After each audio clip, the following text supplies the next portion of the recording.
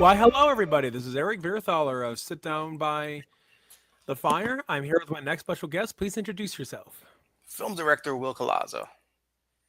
Nice to be here. But yeah, I certainly greatly do appreciate you taking time out of your day to be here.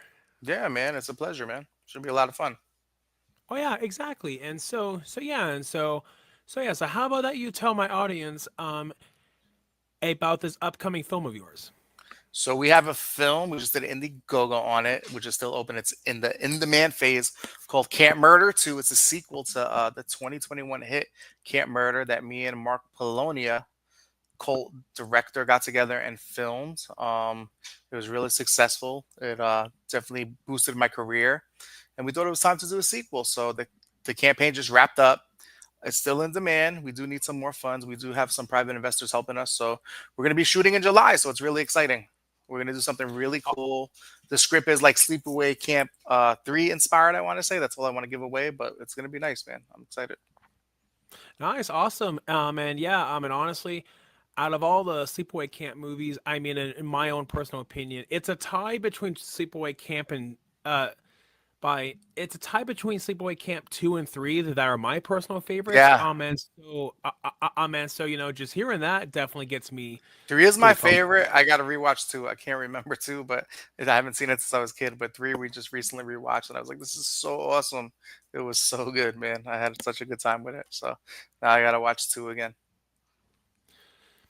It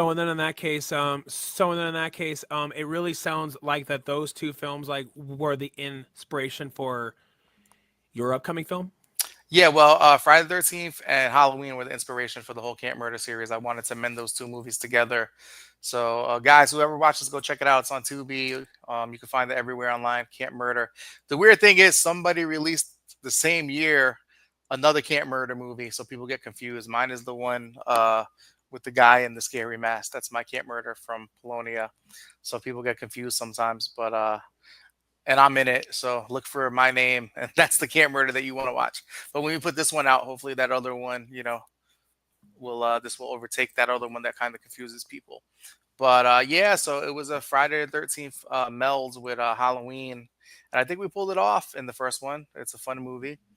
And I think this one we're going to try and take it to another level. So this one is more like if you saw in Violent Nature and Sleepaway Camp 3, I'm trying to take inspiration from those films, and now the lore from the first film that we have, um, which is and incorporate that. Nice, awesome. Man, I find it pretty ironic, like how you were mentioning about how it's Friday the 13th meets Halloween, Hmm. and I mean, considering that the original Friday the 13th actually was inspired by Halloween. So, Yeah, I think they will all were. I think everybody was inspired by Halloween, right? That's like technically the first slasher movie. I think there was something before it, but I think that's like what everybody considers the first slasher. So yeah, you got to take yeah, inspiration from the greats, man. exactly. And I mean, there definitely were films before it, such as Texas Chainsaw Massacre and Yeah. Psycho. But it is safe to say though that Halloween definitely did set the formula The though. formula, yes. I think there was one like called Stalker. I can't. I'm picturing the poster. I can't think of it. Maybe it was an Italian film, but there was something like right before it, and then Halloween came out around that same time. I can't remember. Is it The Burning that I'm thinking of, or maybe The I Burning think was the so, first one? yeah. Yeah, I think that was That the sounds first. about right. Okay, The Burning is considered the first one. So yeah, man. History repeats itself, man. And That does, also, yeah. we And got some exciting news. We just got commissioned to do a film, which we're going to be shooting next month called Amityville Easter, which is a sequel to our film Amityville Turkey Day. So we're really excited about that. We have a really cool cast. Everything's top secret right now. Next month, we'll start letting out all the info and the poster. So that's going to be a fun one to do in the meantime before Camp Murder 2. awesome, man. It wasn't until a few years ago was when I saw for myself, like with all these Middyville movies, Hmm. and from my understanding, the reason for that is because there's the loophole. It's because that Middyville Yeah. technically is in the public domain. Yes. It's a real place, Amityville. So that's why you could use it. So, like Chicago, it's a real place. You could put the Chicago Horror House or whatever. So it's a Yeah. real place. We used to live like 30 minutes away from Amityville. So I was like, you know what, we have to do. Actually, we always wanted to do one, and they came to us. People came to us with Amityville movie offers. So that's how we got into it. And I was like, ah, we're from Long Island. We might as well do some Amityville films, you know. And the Right. series is Yeah. so popular. Right. Yeah. Exactly. Because pretty much at that point, it only makes sense. Yeah, yeah, and they're fun to do, and you kind of take pride in making them, and they always get good publicity, and they're fun movies. So, and it's good to keep a series alive. My friend Mark C. Fulhart, who I worked with, who was involved in the first two, passed away this year, and it's Oh, good I'm to keep sorry. his name alive and keep that character alive. Yeah, he was a great guy. Rest in peace, Big Mark. Oh yeah, and I mean, that's one of the harshest lessons about life is that, all of our loved ones eventually are going to pass away. But it's Yeah, just, it's when that does happen though, ultimately the best thing that you can do is what that you are doing to keep their memory going. yeah, that's a good inspiration to keep these Amityville films alive. So, I'm excited, man. I'm excited. Oh yeah, exactly. Same as well. And there was one time that I saw on Tubi that there actually is one called a Medieval toilet. Really?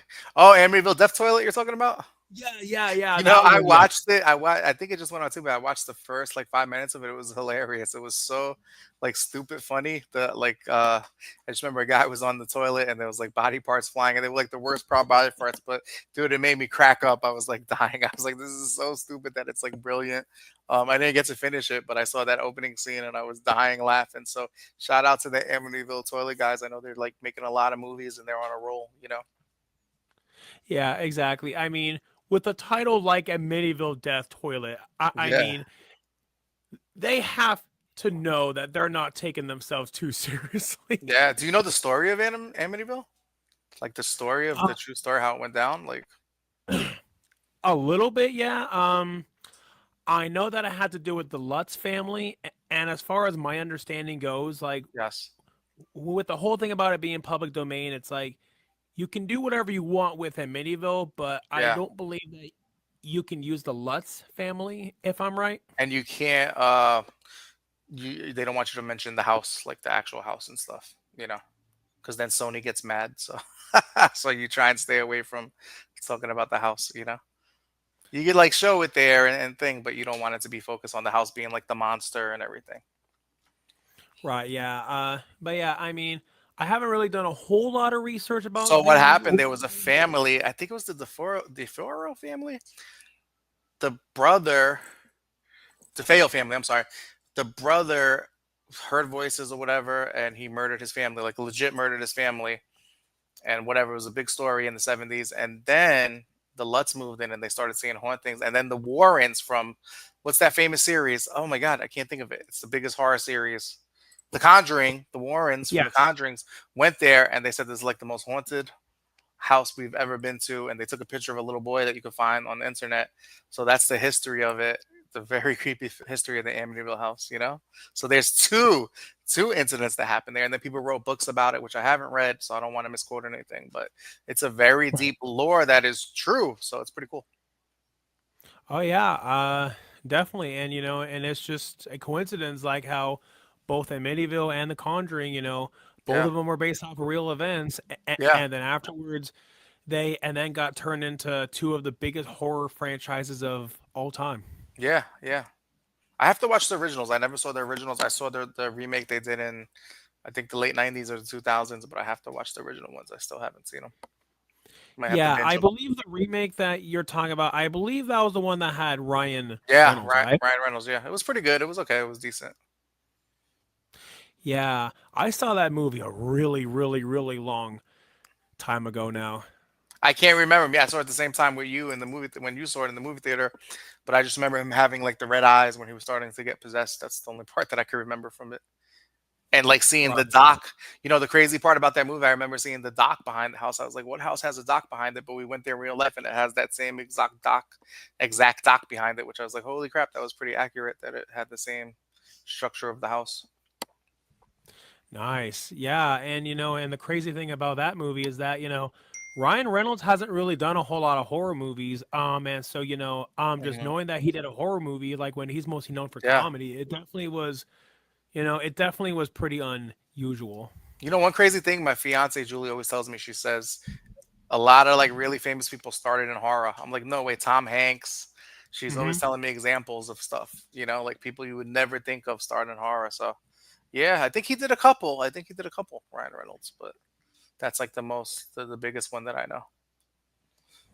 But yeah, horror is a doorway for a lot of people. Oh, it is, yeah. Like even for Jennifer Aniston. Yeah, we saw Leprechaun on St. Patty's Day in the movie theater, and she was, man. Even though that was her first movie, she was so good too. She had it even back then. She had all that charisma, and she was like the best part of the movie. So she was gonna always be a star. Oh yeah, definitely. But yeah, I mean, it's just really weird to go back and rewatch that movie now. I mean, Yeah, considering that she was so extremely young in that. yeah. It was good. It was funny. Like I don't remember it being so good, but the crowd was like laughing. It was pretty packed theater. People were like laughing and enjoying it. It was really, they did a good job with that movie. Oh yeah. Yeah, Oh yeah. Definitely, yeah. And I mean, if you're gonna do a Leprechaun movie, that's the way how you do it. It's because when they did Leprechaun Origins, you know, got terrible. I they heard. took Yeah, themselves way too seriously, and it wasn't even really a leprechaun. was that the WWE one that they made? Yep. Yep. Okay, yeah, I heard it wasn't very good.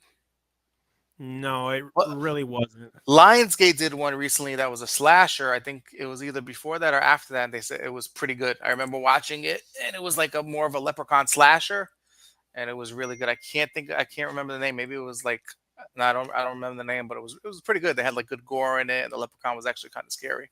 It might have been before or right after Origins, but it was pretty good. You should check that one out. Yeah, I believe that you're talking about Leprechaun Returns, right? I think so. It was the Lionsgate one. I specifically remember Lionsgate, the logo, so it was pretty good.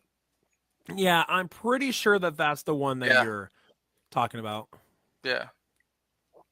So yeah, and so anyways, going back to your upcoming movie, so yeah,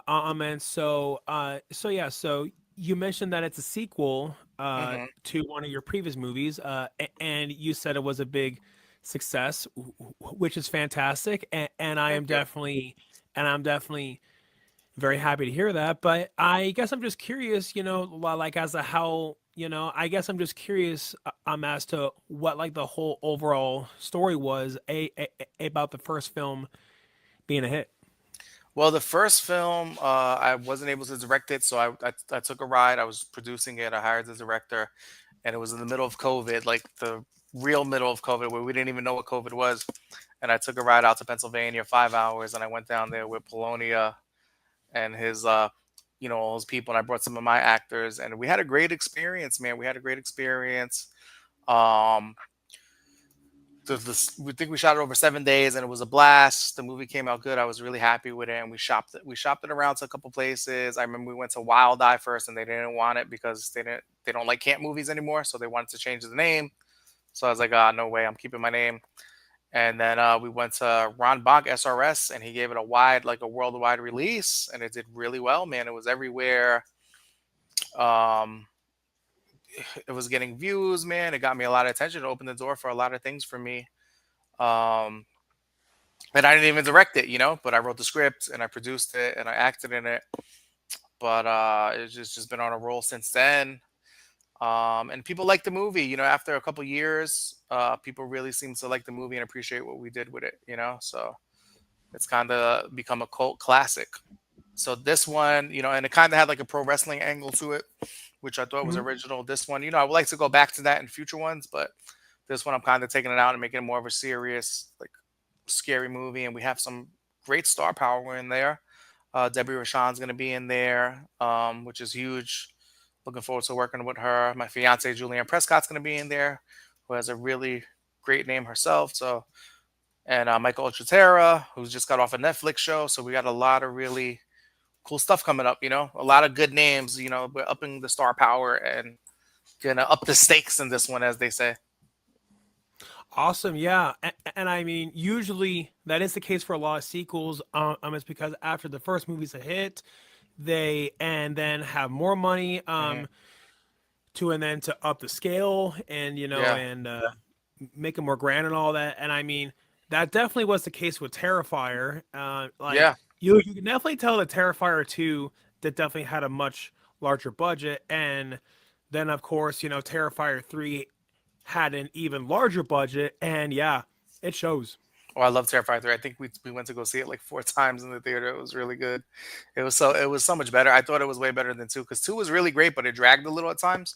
I just thought Terrifier 3 was just so much better and just they did a really great job with that. I was really impressed. I was really invested in the story. They had some emotion. I know people don't like the supernatural stuff sometimes, but I thought it was awesome what they did with it. It just added more to the character. And the first one, I think the budget was like what, 60 grand or something like that. It was very low budget. Yeah, I believe so. Yeah, it was somewhere around then, and then the second movie had a budget of like 200,000 or something Yeah, and like then that, and then part three had a budget of like 1 million or so. yeah, yeah. But yeah, the first one, and think about it, like Damien Leone did all the effects for that for the first one, the second one, and then part three, he finally had help and hired like a team. Um, but it's crazy to think that he was like blowing into tubes and doing blood sprays on people and doing all the makeup and directing at the same time. Like especially on the first one, that's amazing. Like that's such an awesome feat, you know. Like, it's very inspirational, you know. You could do it yourself like that. Oh, it is, yeah, and oftentimes, like for a lot of independent films, one person often is gonna have multiple roles. Yeah, yeah. That's so true. That's so true. That happened in Violent Nature. They made it a couple years ago, and it was like a total failure. They hired a big crew, and it was a mess. People were like complaining and not happy, and they weren't happy with it. So they decided to reshoot the whole thing, you know. And they did it small. They had producers double up his crew, and they got it done. And look, it was a massive hit. And now they're making a sequel. So sometimes that's a great thing, you know. You don't need like 50 people standing around, you know. Oh, it is, yeah, and oftentimes there are movies, such as that, and even with Jaws, like about like the behind the scenes drama of making Yeah, the movie was absolute dumpster fire, but then when you see the film itself, and then and then it becomes, like what it became. yeah, you got to get the right blend of people. It takes time. It takes years sometimes. There's always going to be drama people and people who cause issues on set, and you gotta, you work through them and you find the right group of people that are there for the cause, and then it works the best like that. But it happens to everybody. You're gonna have problems and trial and error. It's a very intense situation. You're working long hours, and it's not easy. It's filmmaking's not for the weak of heart. So a lot of people think they're Definitely. going to go in there and be easy and all that stuff, and it's not. So people get frustrated and they have ulterior motives and all that stuff. So you got to weed like certain people out and get the right team, and then things will start clicking. You know, Evil Dead. I Yeah. think they did it with just a couple guys too. The original Evil Dead. They bought that cabin and they just went in there, with a very small crew. And look, it's one of the biggest classics of all time. Exactly. And and even pretty much the same thing happened with the original Texas Chainsaw Massacre. Yeah, Like yeah, like those filming days were extremely long. It would be like 18 or so hours, just filming the movie. And especially considering it was a low budget, and so therefore they only had so much time to rent all those cameras and yeah, all that. And yeah, I also even heard like that Gunnar Hansen like never washed his clothes once, and so therefore nobody wanted to be around him. But I actually kind of feel like that added to his character, though. well, also you got the Texas heat, which we live now in Texas, and Yeah. then there was a point I think in the that final scene where they used real animal parts and they started to rot and stink, so people were like throwing up and stuff. So, yeah, that's dedication, man. It's Oh, definitely it is. dedication. Dawn of the Dead too, when they were doing those, when they were ripping people apart, the same thing happened. Tom Savini said where they had the rotten animal parts and stuff, the organs, and people are like puking and stuff. Oh gosh, yeah. But hey, and I mean, it really goes to show that Tom. But yeah, I mean, it really goes to show that Tom did a pretty good job if he's getting responses like that. Those effects stand up to anything, anything today, man. They're amazing. Amazing. I don't know how he did that, man. He's so talented. Oh yeah, certainly. And then of course, it was a passing of the torch. I mean, going back to Terrifier, I mean, Damien Leone, and then Yeah, said that he got inspired on by Tom Savini, which and then inspired him to create Terrifier, and yeah, so yeah, it's a passing of the torch. yeah. There's a movie Maniac where they just let Tom Savini go wild and do all his effects and do whatever he wanted. I haven't seen it, but I saw like highlights of it and everything. I definitely got to check that out if you really want to see him showcasing his effects. It's a famous movie where the guy shoots him with a shotgun and his head explodes. But yeah, I got to check that one out. But they said Savini just went wild doing whatever he wanted, and he wasn't worried about censors because he would always get censored in Friday the 13th and a lot of other films. So, is it the Prowler or the Maniac? I can't remember. I I think it's the think it was Maniac. the Prowler. Yeah, I'm I know pretty sure. Maniac too. Maniac too. It is one of them is definitely Maniac, but I think he did the thing for Prowler too. Okay, nice, Let me awesome. check that out. But yeah, I mean, both of those movies I have definitely heard, yeah. And honestly, I'm surprised like by the fact that I haven't seen them. I mean, considering that I'm a big horror movie nut. But hey, I'm pretty sure that I can find them somewhere though. Yeah, Maniac's really. I warn you, it's really disturbing and messed up, man. you know. So I mean, I do appreciate that, but considering that I've seen the Human Centipede and that movie I really, love that movie. yeah, I mean, it's definitely a good movie, and it really shocked me. I mean, it's definitely one of the more creative horror Yeah. movies that we've had recently. But yeah, the concept though is very disturbing. Yeah, it's Maniac from 1980. Check that out. And they did a remake with Elijah Wood. Uh, I love Human Centipede. The first one, I didn't watch the last two. I just thought it was too much, especially the one that was in black and white. That was really looked really disturbing. I was like, I don't need to see that. But the first one, I love. I thought it was a really fun movie, gross, and I love the storyline and how it took place in that house and everything. It was really cool. And I mean the first one definitely is more psychological. I mean, considering that Yeah, I have seen all the Human Centipede movies, and it's the first one that I have rewatched the most amount of times. yeah. The second one I rewatched a few times, but the second movie was more so just trying to be sick and disgusting just for the sake of Shock being value. sick and Yeah, shock value. Yeah, disgusting. Yeah. And the third movie, there I it was trying to be funny, but I mean, granted, you can make the argument that comedy is subjective. It's just all the jokes felt really flat, yeah, and and I guess spoilers, you don't actually see the human centipede around the third act, and that was yeah, disappointing. yeah. I hear you on that one. Yeah, it's nothing worse than bad comedy, man. Yeah, exactly. Yeah, I wonder what that and director's I up mean, to. yeah, and I mean, there even are movies out there that people argue are even more disturbing than the human centipede, like how there's Salo, and there's also even a Serbian film. Yeah, Serbian film. Well, Serbian film. When you look it up and you see that it was a political movie that the director made, then it kind of makes more sense. Um, I think it was Siberia, and he said the movie basically is a statement how the government, you know, I don't want to use any cursing, but screws you over in that country. So that's why he made it so sick and Oh, sadistic. Yeah, so that's what it was made for. So it's basically a political film. People don't know that. huh. Yeah. Interesting. Honestly, that's something that I truly, honestly, never even knew about. And so that is news to me. You know what we were watching yesterday? We were watching like this really in-depth breakdown on Midsummer, I think it's called Midsummer. That was a freaking disturbing movie, man. I don't know if you saw that one, but that was really disturbing. It was just so messed up. What is it called again? Is it Midsummer? Midsummer? Yeah, Midsummer. It's from Hmm. the guy who made Hereditary. Yeah, and didn't that one come out like pretty recently? Yeah, like 2 years ago, I think. It was really disturbing, man. I was like, oh my goodness, where does this guy come up with this stuff? And it's like one of those movies where it doesn't have a happy ending, so I don't want to spoil it. But Okay. yeah, this guy's name Yeah. is Tom Six, who directed Human Centipede. I wonder what he's doing now. Upcoming, he has two upcoming movies: Enjoy and Omnima Club or something like that. Okay. Okay, so at least he's doing something. It's been a Yeah. while. Yeah. From what I saw with a lot of interviews that he did, he said that he came up with the human centipede because he was watching something about like pedophiles Yeah, on TV. And then he said, "Man, just imagine if they attached his mouth like to like a fat truck driver's butt, and then and then people would react in disgust, and then he was like, "Oh, that should be a horror movie." Yeah, yeah. I'm looking at pictures of him. He's got like a cow. He's an interesting dude. Pretty cool. Yeah, definitely. And I mean, major praise to the Human Centipede. It's because it's definitely a very memorable film.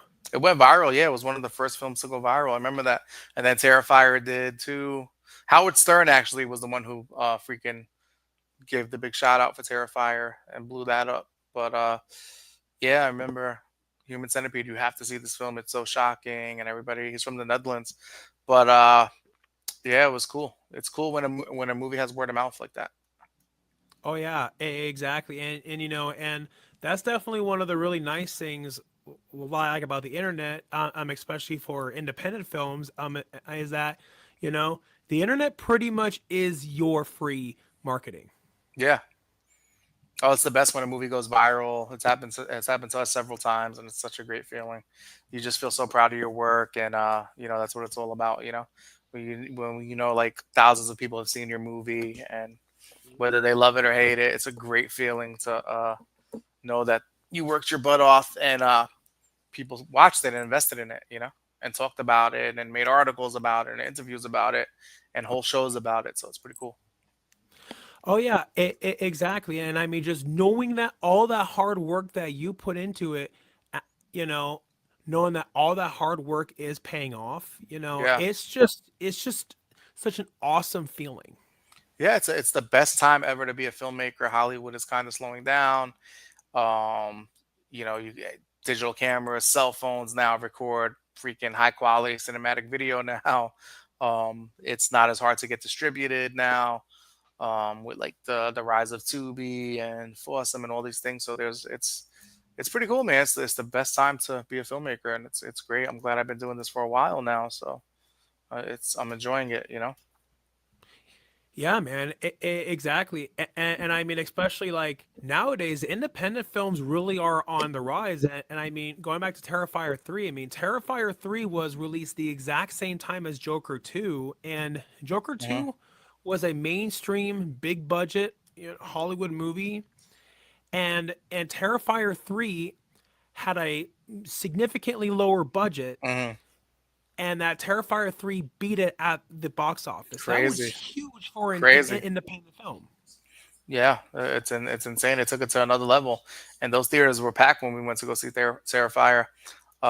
Joker 2 sucks. I don't know what happened with that, man. It had so much potential. I don't know why it was so bad. And he's a good director too. I have no idea why it It failed is, so yeah. hard. I was just really surprised with Joker 2 that they turned it into a musical. I mean, That was a I'm sure that horrible they must choice. have had their Yeah, reasoning for it, but I just feel like that for the audience, marketing wise, I just don't feel like the audience yeah, was willing to accept that change. yeah. It was just even Lady Gaga couldn't save it, and Joaquin Phoenix. It was just, oh god, let's just forget that movie existed. You know, Yeah, and Terrible. it's just a coincidence because that both movies happen to have been about a clown that's evil. So, Yeah, movies are getting better than ever, man. I'm loving what's happening. Have you seen Sinners yet? yes, I have actually. It was one of the best movies I've ever seen. It was amazing. I loved it. Definitely one of my favorite vampire movies of all time, in my top list. And I had an amazing time with it. I just feel like movies are stepping up their game. Oh yeah, and one of the things I've been saying about Sinners is that honestly, I kind of feel like that it is the modern day From Dusk Until Dawn. Yes, I was just gonna say that. And a lot of people, to me too, Dust Till Dawn is the golden standard for vampire films. It's such an amazing movie, and it was a groundbreaking film. In that time, they didn't make movies like that. It's basically two movies in one. So it was a trendsetter, and it's a very important film. But yeah, I put Sinners right up there with it, man. It was really good, really really cool. Yeah, and one of the things that I loved about it, I was not expecting this, is the fact that Michael B. Jordan plays not just one character but two. I had no idea. I didn't even know it was a vampire film from like the trailers. I just thought it was like zombies or things with red eyes. I had no idea that it was vampires until we got there, and I was pleasantly surprised. It was really a fantastic movie. Yeah, but I can't help but feel like that maybe the filmmaker did that on purpose, just for marketing purposes, just to get people more curious to go see it. Since Yeah, like, I think hey, they, that's what they did. Yeah, yeah, very yeah, smart. yeah, exactly. And I mean, hey, and I mean, all that definitely has paid off. Yeah, man, it was amazing, and they left it open too at the ending. But we saw it twice, and we loved it. And I didn't know there was that bonus scene. We left early, so we went back to see it because people were talking about that bonus scene. It was pretty cool. Really, really great Nice, movie. awesome. And then we saw Until Dawn, and just it was like very mediocre. You know, it wasn't true to the video game, but I don't know. I would see it more as a VOD movie. You know, not in theaters. Yeah, yeah. I mean, I saw the Until Dawn movie, and to be honest, I never played any of the games, and so therefore, I don't Yeah, know, I don't know anything about the it has lore nothing to of do the with the game. games at all. So that's why people were upset. But in the end, you know how they showed that on the video? That's the game. That location and those people are from the game. So it's like a prequel to the game. So it was, you know, it was a weird choice why they did that. Maybe they have the rights to the sequel right away. But man, I had so much high hopes for it, you know?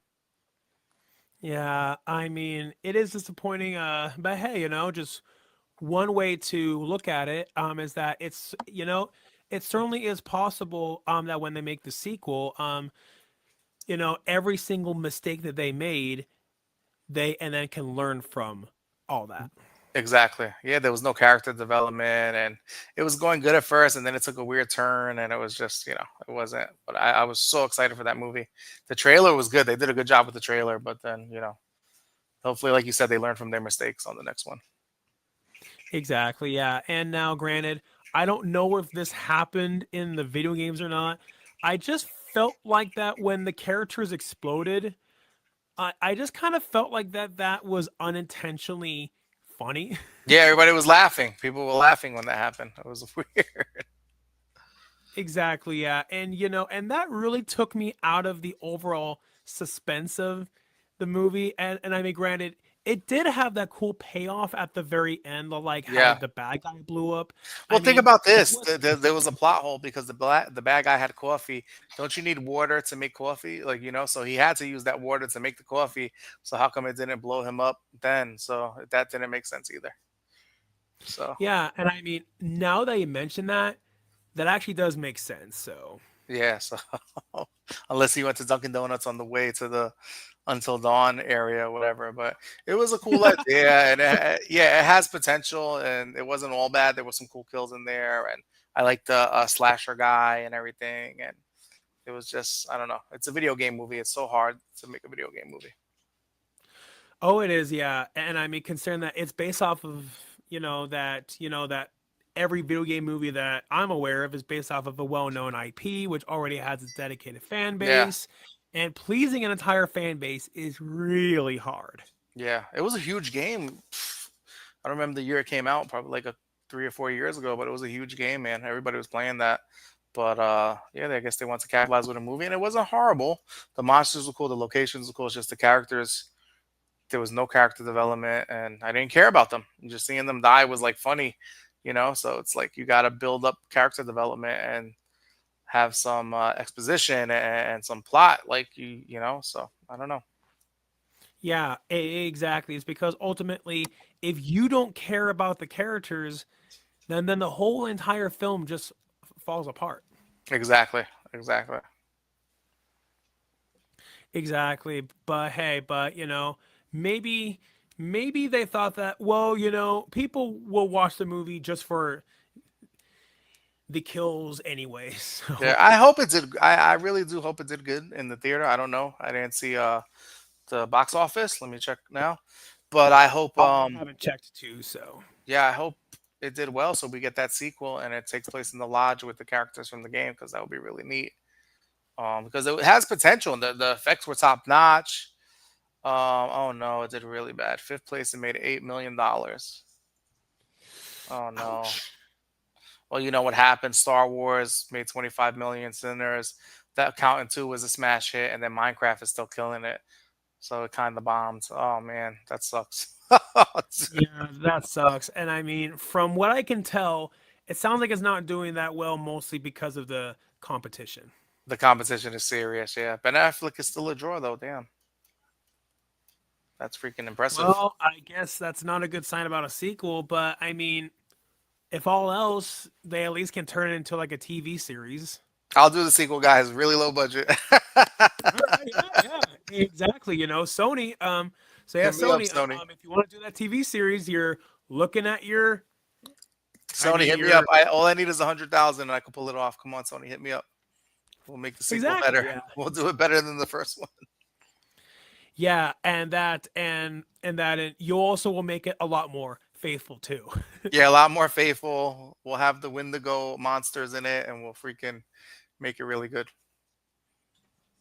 Call me. Yeah, yeah, and I mean, sometimes I feel like that you can take some liberties on some things with the lore, but yeah, if you drift it too far, Hmm. people definitely will criticize it. Like, I feel like Sonic is a really good example. Like, in the video games, Sonic never had fur, and on top of that, Sonic also never had that power, Yeah, like to have all that electricity going through his body. I mean, yeah. none of that ever was in the games, but yet nobody, as far as I can tell, like has complained about that. But with the original design though they had for Sonic, yeah, I have a gut feeling you're Oh, that was probably going to terrible. really. Remember that they had to change it. They had to pull the movie and change it. I forgot about that. Yeah, oh gosh. I mean, that's a really good example of straying way too far. The movies are really good. I heard though. I saw the first one and I liked it, but I heard they were big hits. The second and third one. I didn't see Yeah, them though, but I heard they did good. yeah, and little did we know that when for all of us who went to go see the original Sonic at the movie theater, that would be one of the last movies we would see in theaters before lockdown. That's right. Oh my goodness, I forgot about that. Well, Jim Carrey, I Yeah, love. I'll watch anything with Jim Carrey, so that's why I was interested. same as well, yeah. And I mean, Jim Carrey was not my first choice to play Dr. Robotnik, but I mean, seeing him play the role, oh, it was Yeah, so much fun. it's so cool. He's basically retired, but he does it for the kids, because he knows the kids will go and watch it and stuff. So that's pretty cool. Exactly that. And on top of that, Jim Carrey also even said that when he made the third Sonic movie, that he also said that he needed the money as well. So, Did he really? Oh wow. Well, I'm sure he got paid a lot for that one. oh, definitely, yeah. I mean, considering that he's one of the top paid actors in the entire world, Hey, how so cool is it that we grew up in the era of Ace Ventura, Pet Detective, and all Jim Carrey's great movies and and hits. Pretty dang cool. yeah. And I mean, considering that 1994 really was the year of Jim Carrey, like the original Ace Ventura came out, and The Hmm. Mask, and Dumb and Dumber, and all three of them were colossal hits. Yeah, me, myself, and Irene. I remember was amazing. I guess Ben Yeah. Stiller took the throne after Jim Carrey kind of slowed down, and Will Ferrell too a little bit. They did a really good job. Yeah, I mean, speaking of Will Ferrell, I mean, when he did Barbie, I mean, Barbie definitely was a really good comeback Yeah, it was a fun for movie. I him. like that movie. It was actually good. We saw it. It was fun. Yeah, I mean, originally I wasn't gonna go see it because I thought, I'm not really Yeah, the target me either. demographic for this movie, so. But a friend of mine convinced me that I should go see it. I was like, okay, I will set aside my bias and I will go Yeah, see the movie. While I won't say it's my favorite movie of all time, but I definitely did enjoy it. yeah, me too. I miss the era of raunchy comedies. They don't do it anymore. It's just the world changed, and they don't do movies like that anymore, like Van Wilder and the me myself those brothers, Dumb and Dumber. I forgot the Mhm. name of the brothers who make the movie, but it's sad. The Will Ferrell movies, they were great. I used to love those movies. Anchorman, Ben Yeah. Stiller's Along Came Polly. Those were my favorite movies. But it's Oh sad that yeah, they stopped definitely. making them. So I went to Yeah, horror. They stopped making them. So now I'm just all about horror right now. Because they stopped making those great comedies. yeah, and but yeah, I mean, as far as what I understand from when I took an independent film course, not yeah, it was around a year ago now. Nice. Out of all genres for independent films, it actually is horror. That actually is one of the most profitable genres out Yes. there. And so yeah, and so therefore, it makes sense why that some of all these new big movies like Terrifier and so on and so forth, with with these independent films, all of them have been horror movies. Yeah, horror and action are the two biggest sellers. You always want to do horror and action. They sell the most, and they're the most popular internationally and stuff for the indies. You can never go Yep, wrong with horror exactly. action. Yeah, and yeah, and the thing with horror films is that horror films already don't cost a whole lot of money, but Hmm. yet since you already have that dedicated fan base, Hmm. it is much more of a guarantee that you're going to get that return profit off of it. They're cheap to make. What would you rather watch, The Notebook or Art the Clown tear somebody up? You know, Exactly. Yeah, exactly. definitely. And I actually just thought of this now that you mentioned this. I mean, since that they finally changed the formula with Terrifier 3, instead of Hmm. having it take place on Halloween, it was Christmas. Maybe for Terrifier 4, and that could take place on Valentine's Day. Yeah, yeah. Oh, speaking of that, we were doing Amityville Valentine's after this one, so it'll be our first Valentine's Day movie, so that should be fun. Exactly. And I mean, it definitely sounds like a cool idea, but if I were you, just to be safe, since that Amityville is in the public domain, Yeah. it's possible that somebody else might have already done it already. So if I were you, I Mhm. definitely would do your research first. Yeah, I think we got the name already on IMDb. Nobody's got it yet, so we'll be the first ones. So it's exciting. Awesome. Yeah. It's a prequel to Amityville Thanksgiving, which we did about 3 years ago. So we're trying to keep that series alive. Nice. Awesome. And so, man, would that be a movie on Tubi? We haven't shot it yet. We're in pre-production for that one. We're gonna do Amityville Easter first, and then we're gonna do Valentine's Day. Valentine's, I mean. But Amityville Thanksgiving is on. I think it's on Fandango and Screenbox. I don't know if it's on Tubi, but Amityville Turkey Day was specifically released on Tubi. It was pretty cool. They had like the announcement. Tubi announced it coming soon. It was really a big deal for us. It was really cool. Nice. Awesome. Yeah. So But it yeah, should be fun. definitely when those films come out, I definitely will be sure. I definitely will be sure to give you a shout out. Definitely, man. Appreciate you, man. Yeah, man. Exactly. Yeah. And so, what were some of the films? Yeah, what were some of the films that inspired you to get into making movies? Wow, The Goonies was one of my favorite movies of all time. Masterpiece. Gosh, man, there's so many. Of course, like Night of the Living Dead and Dawn of the Dead, Return of the Living Dead. I used to love zombies so much. Jason Voorhees, I always loved. You know, the movies are not as great, but they're still just the character was so amazing. Freddy, just all those characters were just so iconic to me.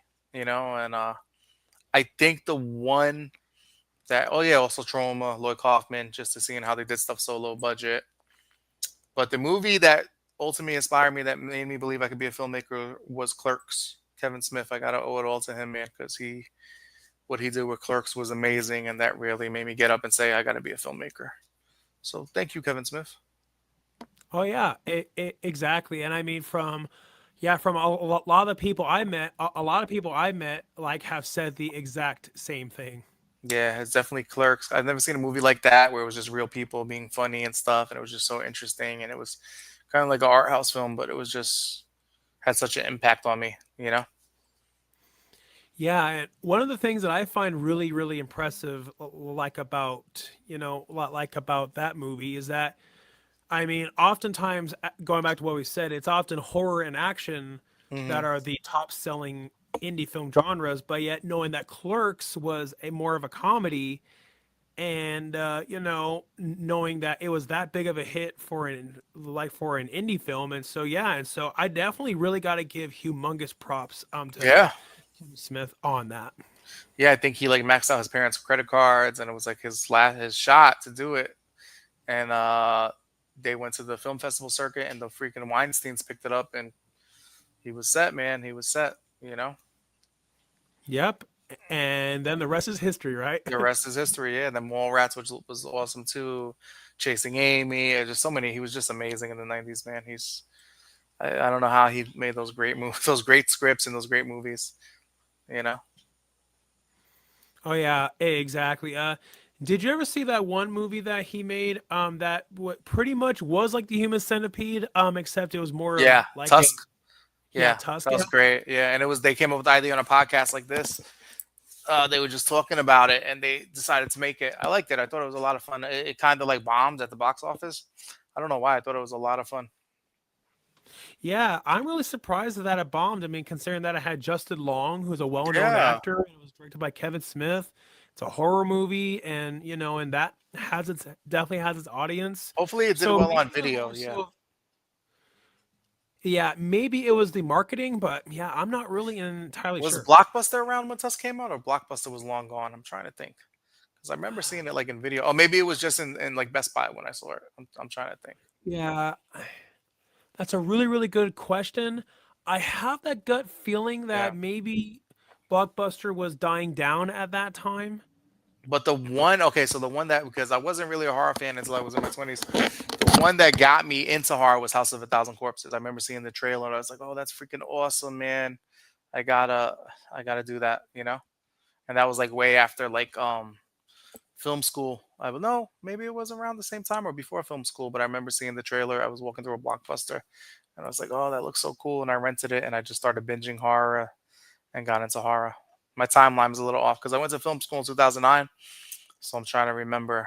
Yeah, that was before. So I must have seen it before. And then, because I remember going to film school and wanted to do a horror film. Everybody's like, "What? Why would you want to do that? That's so weird." I'm like, "No, it's not. Horror movies are real movies too, you know." Yeah, yeah, exactly. And I mean, what may not have value to one person, it doesn't mean that there's automatically no. I mean, it doesn't automatically mean that there's no value to it. Yeah. And then you got to do your film thesis, your final project, and I did it. It was like a transvestite killer in a bathroom stall killing people. So it's funny the stuff you come up with in film school. But it was cool because you had a whole crew, like a real crew, like a boom mic. You had PAs and a camera crew, and ADs and everything. And I got to use the whole school building as a location, which was cool. So Nice, it was fun. awesome, yeah, and and a lot of people I've met, also have said the same thing. A lot of people have said that, House of Thousand Corpses like was one of the movies, that made Yeah, them want to start yeah, making horror movies. definitely a huge inspiration for me, man. Yeah, and makes me feel old knowing that that movie came out 22 years ago. Yeah, what was it? Yeah, oh my God, with 2000, 2002 then, right? 2001, what was it? Yeah, yeah, 2003, which is a 2003, yeah. coincidence considering that it was inspired by Texas Chainsaw Massacre, and when that was released, it was Mm. released the same year as the remake was. Oh wow, I Yeah, think just I, by a huge coincidence, right? I think I enjoy House of the Thousand Corpses better than the remake. The remake wasn't bad, but I just think I like House of the Thousand Corpses better. You know. Right. Yeah. Exactly. And but did you ever see? But yeah, did you ever see any of the sequels? To Texas Chainsaw Massacre or House of a Thousand No, Corpses. no. To no. I'm talking about to House of a Thousand Yeah, Corpses. definitely. I love them. Devil's Rejects was a masterpiece, and then what was it? Three from Hell was just Yep. it was more low budget, and then Sig Haig was dying basically, so it was a little sad to see that in there. But yeah, I liked them. Of course, the second one, like I said, House of Thousand Corpses was a total masterpiece, and Three from Hell wasn't as good as the first two, but it was still fun, a fun watch. It was just more low budget. He didn't have as much to work with. And I Yeah, think it the was just a story little kind of ran bit. its course too. Oh, it was. Yeah, and one of the things that's really impressive, like about the Devil's Rejects, is considering that Ebert and Roper definitely were notorious on for giving horror films a lot of really bad reviews, Mhm. and yet, but yet that was one of the very rare exceptions, like where they gave it two thumbs up. Wow. And that's the first time I've ever seen CGI blood. I remember when they're in this hotel room and he throws the knife at the lady's chest or neck or what it was. and you see the blood coming down, and it was like CGI blood, and I was like, holy shit, that was like fake blood. It was like computer blood. So that was like the start of ever seeing CGI blood for me. Yeah, and honestly, all the times that I've seen the movie, I actually honestly never even noticed that that was CGI. Yeah, yeah, yeah. That was CGI blood. That was pretty cool. Wow, I Yeah, you got to go back and watch it again, and you see it come down, and I was like, holy crap. yeah, And now you that's know, all they use. you know, like, yeah, I mean, now that you mention it, it definitely makes me. But yeah, I mean, it definitely makes me want to go back and rewatch it now. yeah, definitely go check it out. You'll notice it. Like I think it's in the throat he stabs her, and it just comes down and stuff. But it's done so well. It's done so freaking well. Yeah, I mean, maybe it was the lighting of it. I'm not really entirely sure. Yeah. And also in that one, there was a bonus scene with Doctor Satan where he rips out Rosario Dawson's throat, and but they cut it for some reason because they thought it was too silly. Huh. Yeah, I actually was not aware of that. Yeah, you can find it on YouTube. Just put Doctor Satan scene, and it's pretty scary. David Sheridan's in it, and Rosario Dawson. She's like a random nurse, and he just freaking rips her throat out. It's pretty sick. Okay, awesome. But yeah, I mean, Yeah, now that you mentioned that, but yeah, it definitely, but yeah, it definitely gets me curious. yeah, I love me some Rob Zombie movies. Oh yeah, same as well. Were you a fan of his two Halloween films?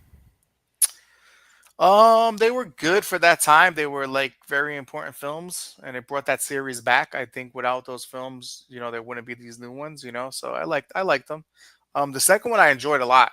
I liked the second one better. I remember me and my fiance went to Great Adventure, and they were playing it. They had like this vampire bar, and they were playing it, and we watched it. And it was like it was pretty good. It wasn't as bad. And then Scout Taylor Compton was in it, who we hired for a movie called Sheer Bloody Murder. Um, so it was cool to see her in there. I thought the second one was better than the first one. It was just got weirder with that the pale horse, the white horse, or whatever stuff they did. But I saw what he was trying to do, and he was trying to be, an artist and make it artistic and stuff. But I thought they were okay.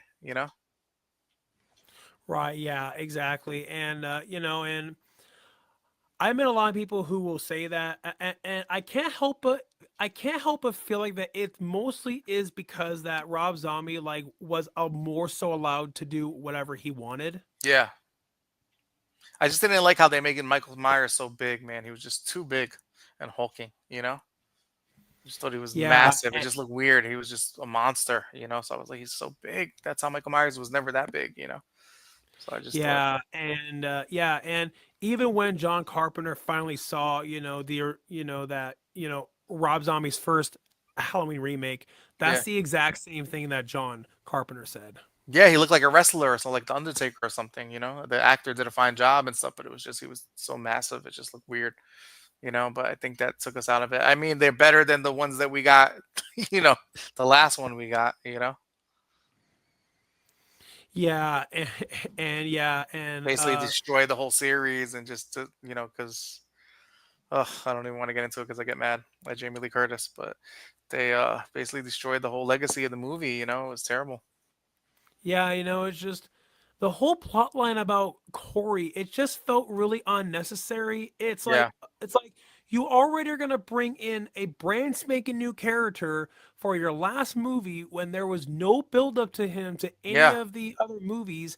It really stood out like a sore thumb. It's like, okay, there was all okay, so this all leads to this, a brand new character who you focus most of the movie on. Then spoilers for Halloween ends how they killed him at the very end. It's like, Oh, it was so what disgusting. was the point? It was just Jamie Lee Curtis wanting to end it because she's embarrassed of it, and it took her years to accept it that she's a scream queen, and she always wanted to separate herself from the series, and she just wanted to kill the character once and for all.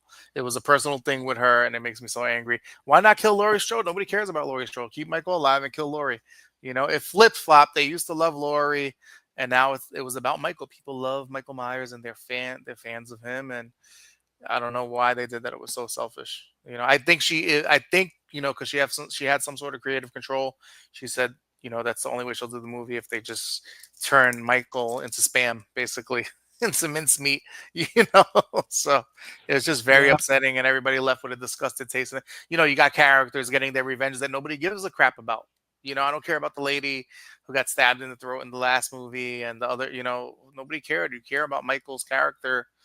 It's very it was very weird. It was just the first one was okay. Halloween Kills was kind of entertaining but stupid, and then that last one was just an abomination. It was really bad. Yeah, and but I can't help but feel like that since that the filmmakers knew that well Jamie Lee Curtis is a big name and if we have her in the movie it's going to sell more tickets and That's what happened. ultimately if it means allowing her to have more creative control just so in that way we can make more money off of it, we got to do Yeah. what we got to do. And then I had that gut feeling as soon as Michael Myers died at the end of Halloween Ends, you know, knowing that Jamie Lee wanted to kill off Michael Myers at the end of Halloween H2O, but she didn't get to have her way. And You that know why? knowing But they that, lied because they lied to her and they said, and then when she left, they filmed other scenes. You know that? Did you know the story, the backstory on that? yep, They promised her that they'll do it, but then they lied and they did the other scenes. So she was trying to do it back then. So you're absolutely right. exactly. And and then this time Jamie Lee's like, no, I'm not falling for that this time. This time it's my way. Exactly. And it sucked. Her way sucked. And Yeah, but it's a win lose situation. It's like, she's just yeah, so close-minded. She's such a close-minded person for doing that. And I don't want to. I hate knocking people, but to make that decision was so selfish. To end the series because she's done with it. Okay, it's past your time. Let it go on. You've already done it. You're in your 70s or whatever. Like it was so selfish. She wanted to show that she was bigger than the Halloween series too. So it's just horrible. yeah, and now according to rumor, granted, rumor, I don't know how true this is, but according to rumor, with the Halloween TV series that they're making, I heard a rumor that Jamie Lee is going to come back for that too. It's like, Oh wow. she said that she was done after, Resurrection, and then she said she was done after Halloween 2. She said she was done with Halloween Ends. It's like, now it's like the boy who cried wolf. Yeah, yeah, it's crazy. And then I don't know. Then she pretended like she was all sad, and this meant so much to me. Yeah, but the way what you did was just terrible. It was so selfish. And like you said, the Corey guy, he's a good actor and everything.